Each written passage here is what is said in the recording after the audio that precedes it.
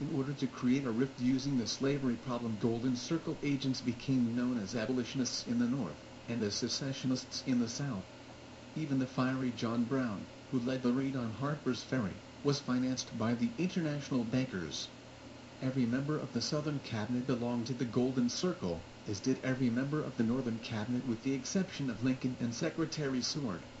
When things began getting rough for the Confederacy, the Rothschilds even planned an invasion of the U.S. by British troops swooping down from Canada, and by French forces established in Mexico under the Emperor Maximilian, but this did not come off because the Russian Tsar, note, whose government was later to be overthrown by the Bolshevik Revolution, Branson, said he would intervene on the side of the North if the European forces attacked.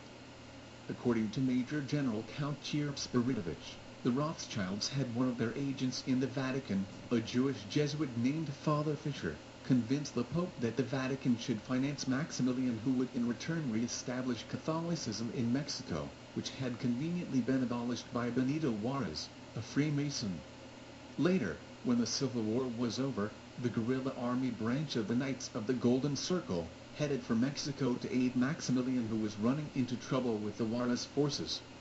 This guerrilla force was under the command of Colonel William Quantrill, famous leader of Quantrill's raiders, and of Colonel Jesse James, later the famous outlaw.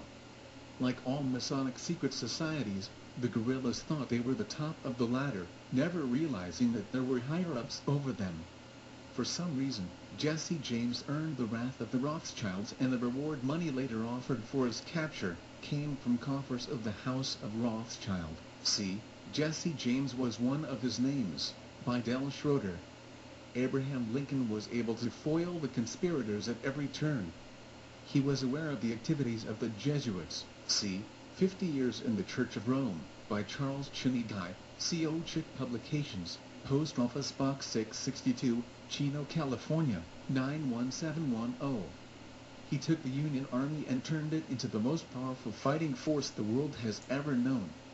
He issued the famous greenbacks, refusing to accept loans from the high financial power. For these reasons, and because he would not go along with the harsh measures of the Reconstruction, it was decided upon that he would die. John Wilkes Booth, a member of the Golden Circle and of the Carbonari, note, another Jesuit-connected lodge, Branson, was chosen as the tool to commit the crime.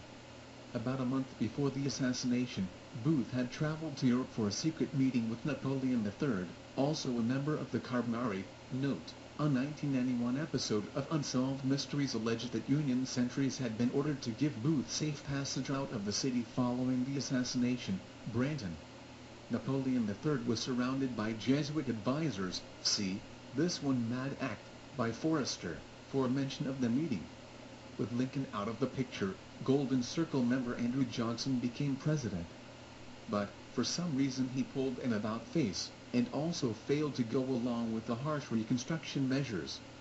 Because of this, he became the only president to be impeached, though acquitted by one vote. It appears that the Rothschilds intended the Reconstruction period to be the Civil War equivalent to the French Revolution's reign of terror.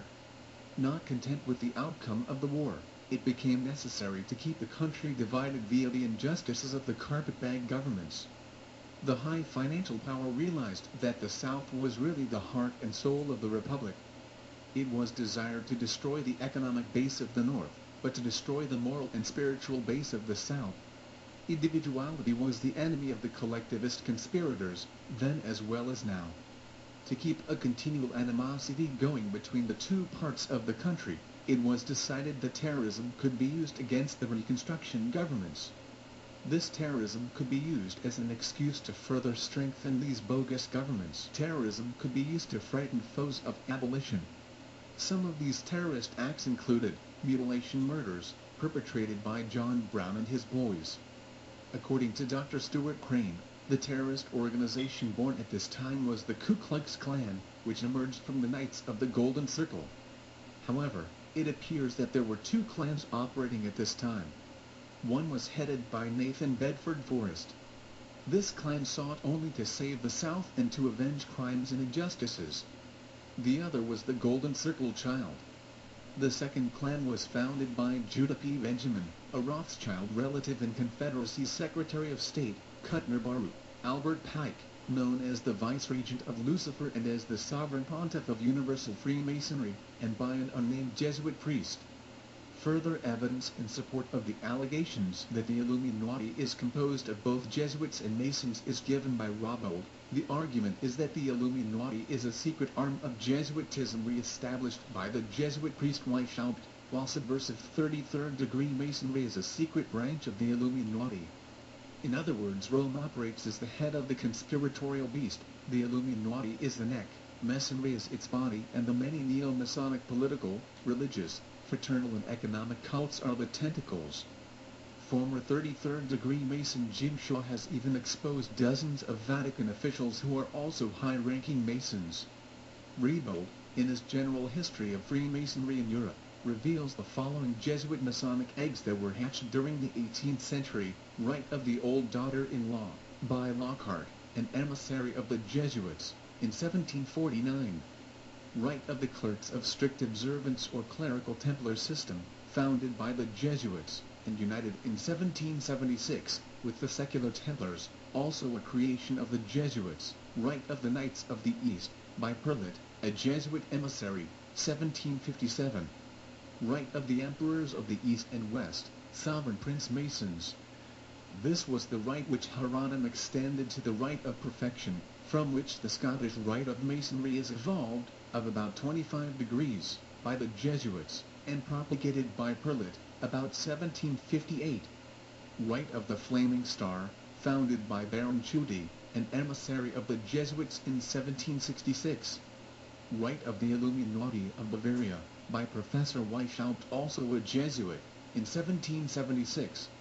Dr. William Campbell, M.D., a very knowledgeable virologist who to our knowledge had not even heard of Dr. John Coleman at the time when he first came out with his very disturbing revelations, seems to nevertheless confirm Coleman's suspicions of mass genocide through virological warfare.